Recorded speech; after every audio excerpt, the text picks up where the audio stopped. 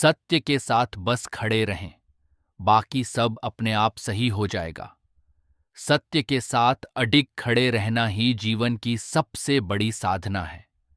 आज की सबसे बड़ी समस्या ये है कि हम सब बहुत जल्दी में हैं। हमें शांति भी तुरंत चाहिए और सफलता भी तत्काल चाहिए।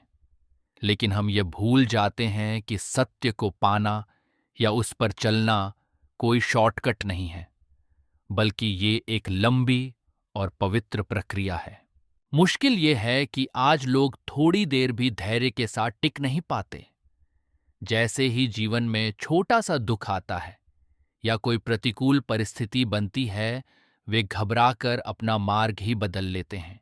या फिर जैसे ही कोई छोटा सा लालच या सफलता का टुकड़ा सामने आता है, वे अपने सिद्धांतों और सत्य के साथ समझौता कर लेते हैं। वे ये नहीं समझ पाते कि झूठ के सहारे मिली सफलता उस रेत के महल की तरह है जो पहली ही लहर में ढह जाएगा। जरा इस पेड़ को गौर से देखिए। ये प्रकृति का सबसे बड़ा शिक्षक है। चाहे आसमान से तेज आग बरस रही हो, मूसलाधार बारिश हो या जड़ों को हिला देने वाला डरावना तूफान, वह अपनी जगह पर अडिग खड़ा रहता है। वह अपनी जगह छोड़कर यहां वहां भागता नहीं है।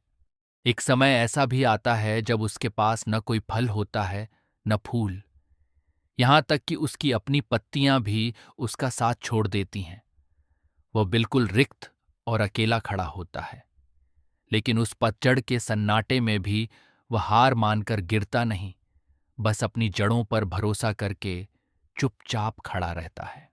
सोचिए, अगर वो पतझड़ की उस वीरानी में खड़ा रहने का साहस न दिखाए, तो आने वाली बारिश में उसमें नए फूल कैसे आएंगे? जो पतझड़ की नग्नता और अकेलेपन को धैर्य से झेल लेता है, वही आने वाले वसंत के वैभव का असली अधिकारी होता है। और प्रकृति का कमाल देखिए, जब वही पेड़ फल फूलों से लद जाता है, तब भी वह अहंकारी होकर तनता नहीं है, बल्कि वह और अधिक झुक जाता है। उसकी ये विनम्रता ही उसकी असली महानता है। सत्य का मार्ग भी ठीक ऐसा ही है। यहां फल आने में वक्त लगता है। कभी कभी आपको लगेगा कि जीवन बिल्कुल खाली हो गया है, जैसे आपके भीतर भी कोई पतझड़ आ गया हो। लोग आपको कोसेंगे, शायद आपका साथ भी छोड़ दें, पर उस वक्त भी बस अपनी सत्य की जड़ों पर टिके रहिए। अपना मार्ग मत छोड़िए। अगर आप उस शून्य में खड़े रहे, तो यकीन मानिए, समय आने पर आप फलेंगे भी और दुनिया को अपनी खुशबू से महकाएंगे भी। अपनी परिस्थितियों को मत देखिए, बल्कि अपनी स्थिति को देखिए। अपने सत्य स्वरूप को जानिए। यदि आप सत्य पर खड़े हैं, तो आप पहले ही जीत चुके हैं। बस थोड़ा सा धैर्य और रखिए, आपका वसंत आने ही वाला है।